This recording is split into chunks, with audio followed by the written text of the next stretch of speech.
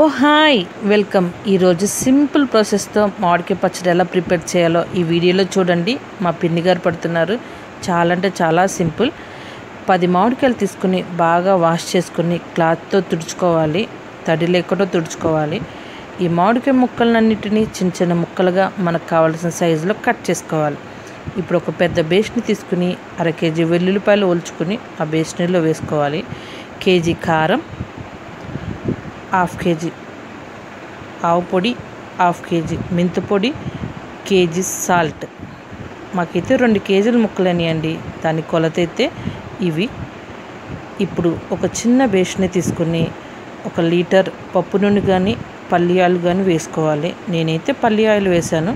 ఇప్పుడు మనం కట్ చేసుకున్న ముక్కల్ని ఆయిల్లో వేసి ముంచి ఆయిల్లో వేసుకున్న ముక్కలు కారంలో వేసి కలుపుకోవాలి.